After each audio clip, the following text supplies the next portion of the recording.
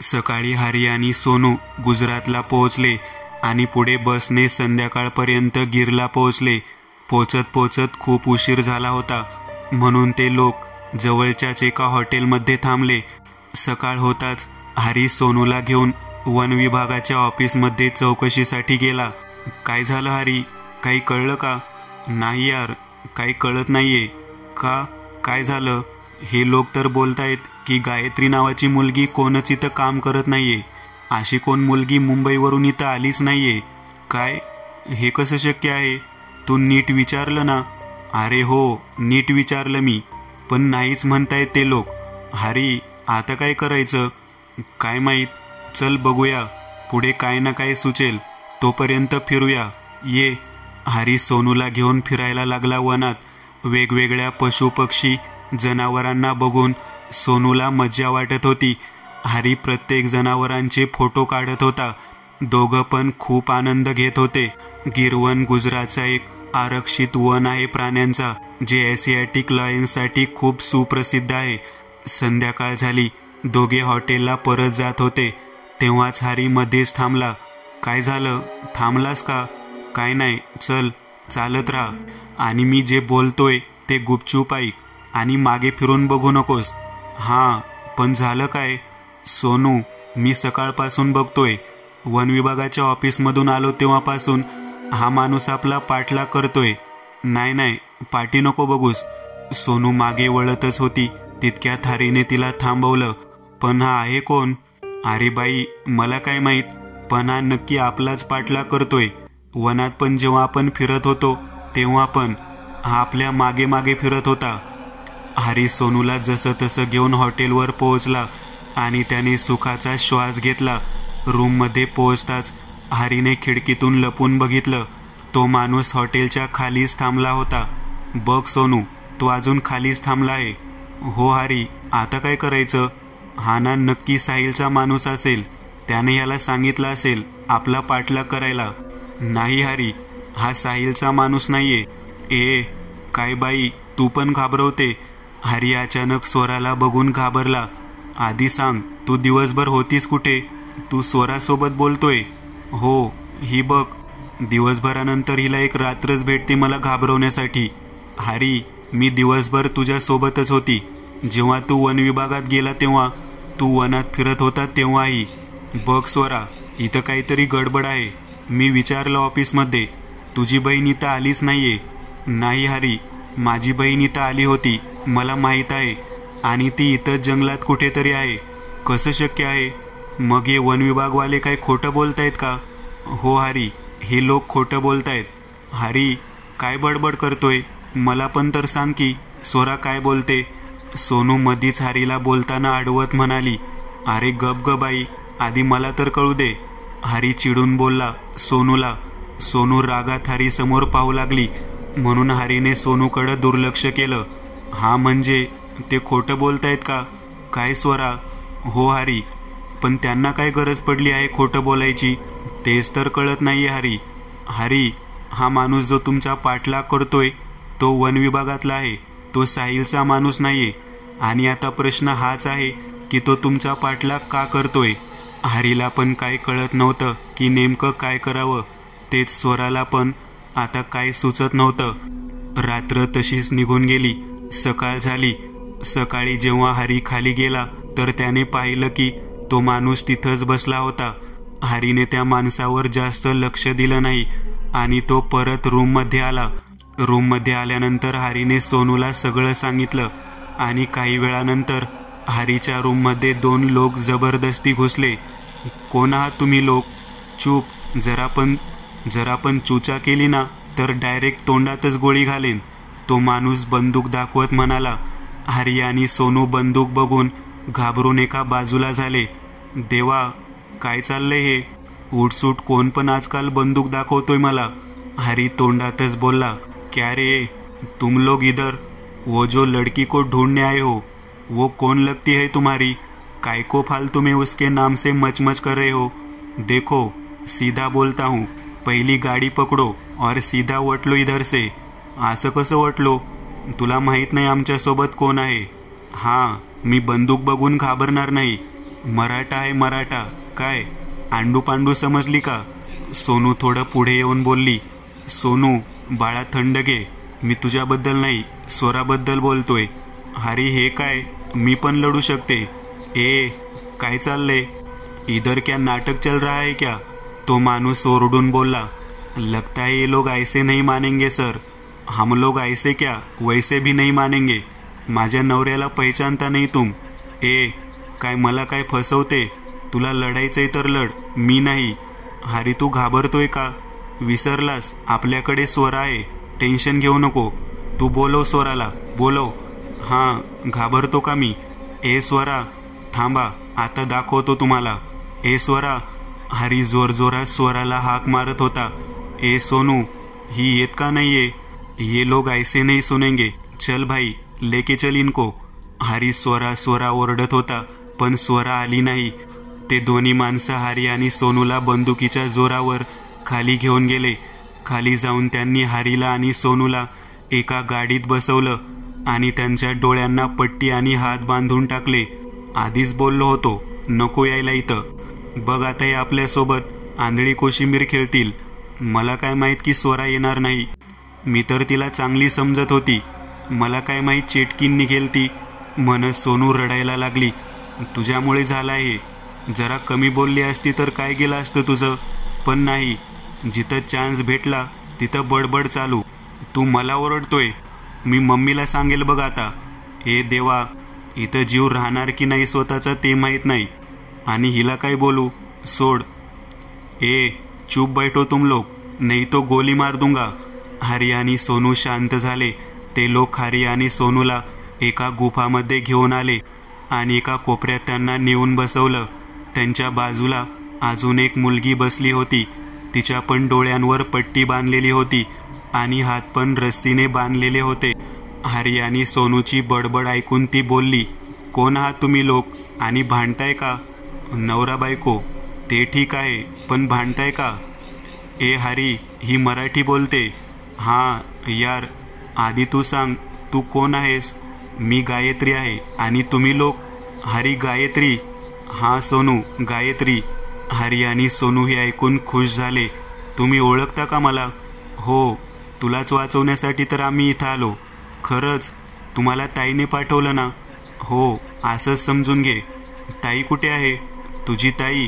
हरी तिला सांगणारच होता तितक्या सोनू मध्येच बोलली, हां ताई पण आहे तुझी, येईल ती पण. तू खोटं का बोलतेस तिला? गप तू. काय तुम्ही परत भांडण सुरू केलं का? नाही नाही. गायत्रीतून बाहेर निघायचा काही चान्स आहे का? नाही माहीत मलाच. या लोकांनी 10 दिवसांपासून इथं बांधून ठेवलं आहे. काहीतरी रस्ता असेल ना पण निघायचा? नाही माहीत.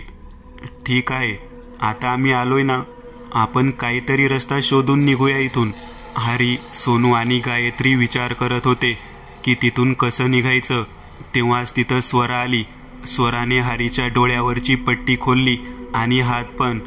स्वरा, आता आलीस तू. खूप चांगलं फसवलं यार तू. काय? ताई आली आहे?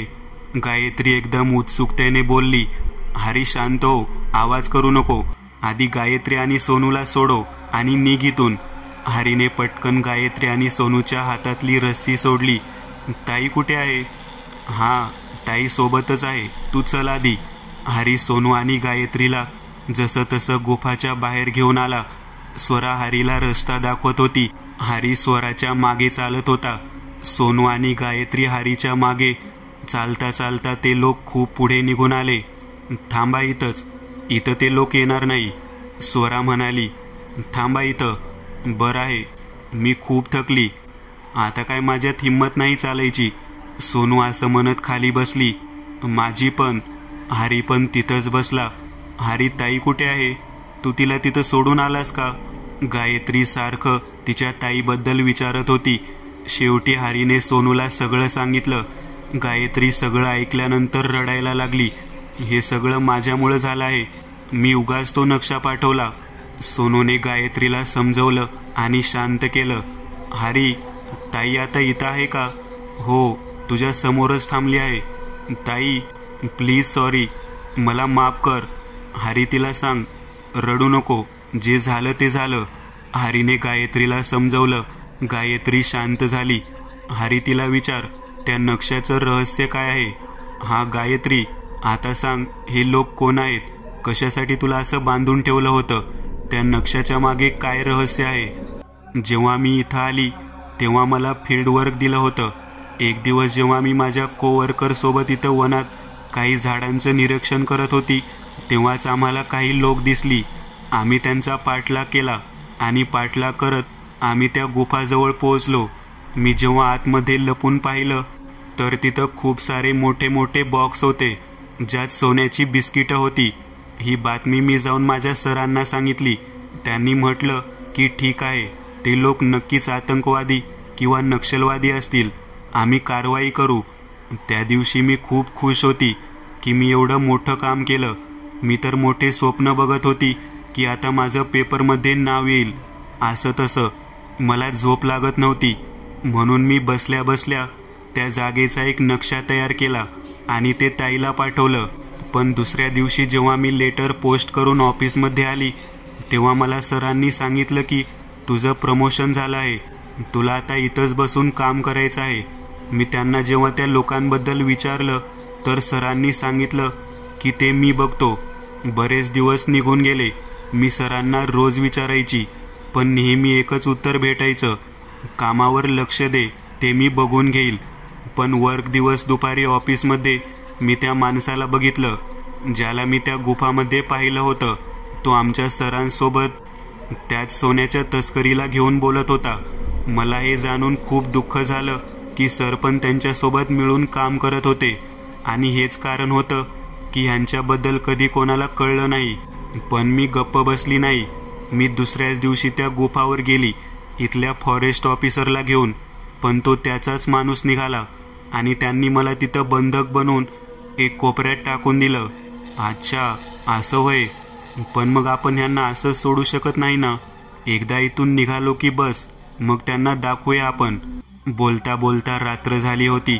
हरी, मला खूप भीती वाटते, आपण फटाफट निघूया तिथून. नाही, रात्र झाली आहे. आता अंधारात आपल्याला रस्ता पण मिळणार नाही आणि जनावरांची पण भीती आहे. मग तुझं काय म्हणणं आहे, इथंच थांबायचं? हो, वनाच्या या भागात जनावर खूप कमी येतात, मग काळजी करायची गरज नाही. आपण रात्र इथं काढू शकतो. आणि जर चुकून एखादं जनावर आलं तर मी आहे ना, मी वाचवेन तुम्हाला. गप, मला तर तुझ्यावर भरोसा राहिलाच नाहीये. हरी अगदी चिडून बोलला. हरी, मी आहे ना. नाही, ही वेळेवर गायब होते, माहीत आहे ना. हरी, ताई आता असं नाही करणार, मी सांगते ना. गायत्री स्वराची बाजू घेत म्हणाली. हो हरी, इथंच थांबूया, दुसरा काही पर्याय पण नाही आहे. बरं ठीक आहे. सोनू समोर जाऊन एका झाडाला टेकून बसली. तेच हरी आणि गायत्री पण तिथे जाऊन बसले. थोड्या वेळानंतर तिघे झोपले. अचानक रात्री हरीला सिंहाच्या गर्जण्याचा आवाज ऐकू आला. हरी घाबरून उठला. बघितलं तर स्वरा समोरच होती. काय नाही हरी, झोप, मी आहे, स्वरा अगदी प्रेमाने बोलली. पण आवाज कसा आला? कसा आला म्हणजे? आता जंगलात काय तुला गाणं ऐकू येणार आहे का इतक्या रात्री? हां, ते पण आहे. तू जाऊ नकोस हां, थांब इथंच. हो, इथंच आहे मी, झोप तू. हरी झोपला. सकाळ झाली. हरी जसा उठला त्याने पाहिलं की समोर साहिल थांबला आहे, हातात बंदूक घेऊन, त्याच्या 3 माणसांसोबत. हरीने पटकन गायत्री आणि सोनूला उठवलं. सोनू आणि गायत्री दचकल्या साहिलला बघून. मी तर तुला खूप साधा समजत होतो, पण इथं परत आलास तू. स्वरा, स्वरा. हरी स्वराला हाक मारू लागला. हरी काय करतोय? स्वराला बोलावतोय, अजून काय? ही कोण आहे तुमच्यासोबत? ही कोण नाही, अशीच मैत्रीण आहे सोनूची. झालं, आता खरं सांग. हरी, तुला साधं खोटं बोलता येत नाही. भांडून घे. नाही, आधी तू भांडून घे. हा नंतर मारेल, आधी तूच मार. झालं का तुमचं? आता सांग, ही कोण आहे? ही गायत्री आहे. गायत्री म्हणजे स्वराची बहीण? हां. हरी आणि सोनू दोघं एकत्रच म्हणाले. मग तर मस्त काम झालं. साला हा नक्षा काही कामाचा नाहीये. आता तूच घेऊन चल आम्हाला त्या गुफापर्यंत. साहिल म्हणाला. नाही, आम्ही परत कुठे? गायत्री काहीच बोलत नव्हती. तेच सोनूला सुचत नव्हतं की काय करावं. सोनू सारखं मनातल्या मनात स्वराला आठवत होती, पण स्वरा काय माहीत कुठे गायब झाली होती. चला चला म्हणत साहिलचे माणसं त्यांना पुढे ढकलायला लागले. हरी ताई कुठे आहे? गायत्री हळूच बोलली. बघितलं, तुझी ताई नेहमी असंच फसवते आम्हाला. हे खुसरफुसर बंद करा. देवा, काय चाललंय? नाही म्हणजे एकदाच ठरव की काय करायचं आहे तुला माझ्यासोबत. एकत्र इतक्या मुश्किलीने तिथून सुटून आलो होतो आणि आता हा परत तिथंच घेऊन चालला आहे. हरी मनातच बोलला. साहिल त्यांना जबरदस्ती त्या गुफावर घेऊन गेला. गुफाच्या आतमध्ये गेल्यानंतर साहिलने पाहिलं की तिथं बॉक्सेसमध्ये भरभरून सोनं होतं. साहिल तर ते सोनं बघून वेडाच झाला. पण तेव्हाच ते तस्करीवाले तिथं पोहोचले. साहिल आणि त्या गुंडांची मतभेद झाली. ते लोक एकमेकांना त्या सोन्यासाठी तेव्हाच वेळ पाहून सोनू, गायत्री आणि हरी तिथून पळून गेले. पुढे आल्यावर हरीला स्वरा दिसली. तू आता आलीस? तू काय मागच्या जन्माला पोलीसवाली होती? नेहमी उशिरा येते. हरी चल, धाव फटाफट. बोलत काय बसला आहेस तू? हां. हरी परत धावायला लागला. गायत्री आणि सोनू पण हरीच्या मागे मागे धावत होते आणि ते लोक वनाच्या बाहेर रस्त्यावर पोहोचले. हरी, आता सगळ्यात आधी गायत्रीला पोलीसकडे घेऊन जा आणि इथं काय चाललं आहे ते सगळं नीट सांगून पोलिसांना इथं घेऊन ये, स्वरा म्हणाली. हो. हरी तिथून गायत्री आणि सोनूला घेऊन तिकडच्या लोकल पोलीस स्टेशनला पोहोचला आणि त्यांनी त्या सोन्याच्या तस्करीबद्दल सगळं सांगितलं. पोलीस पटकन त्या गुफावर आली हरीसोबत. तिथे येऊन बघितलं तर ते लोक सगळे खाली पडले होते. त्यांच्यापैकी काही लोक मारामारी करताना मेली आणि जे लोक जिवंत होते त्यांना पोलिसांनी पकडलं. साहिलला पण मात्र त्यांनी जिवंत पकडलं. गुफेतलं सगळं सोनं पोलिसांनी जप्त करून टाकलं. तेही नाही, कारवाईनंतर पोलिसांना खात्री झाली की वनविभागातले काही उच्च अधिकारी पण या तस्करीमध्ये सामील होते. पोलिसांनी त्यांच्यावर पण अटक केली.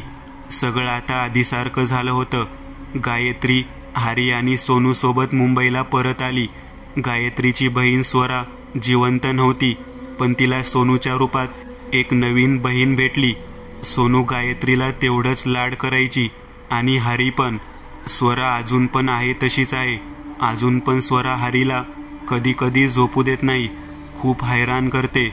स्वराला नुसतीच मजा येते जेव्हा हरी चिडतो. हरीला पण आता सवय झाली आहे ह्या सगळ्यांची.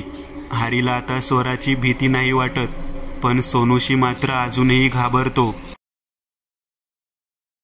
मित्रांनो, आज पुरतं एवढंच. तुम्हाला जर काही गोष्ट आवडली असेल तर नक्की लाईक करा. तुमच्यापैकी बरेचसे जण व्हिडिओ लाईक न करताच पळून जातात, पण हा जर व्हिडिओ तुम्ही लाईक केला तर मला जरा बरं वाटेल आणि असेच भारी भारी व्हिडिओ बनवायची माझ्यात एनर्जी येईल. त्यामुळे नक्की लाईक करा. आणि अजूनही कोणी या चॅनलला सबस्क्राईब केलेलं नसाल तर लगेच सबस्क्राईब करून टाका. आणि बाजूची घंटी ती मात्र दाबायला विसरू नका. देवाची घंटी आहे ती. चला तर मग पुन्हा भेटूया अशीच एक आगळी वेगळी गोष्ट घेऊन पुढच्या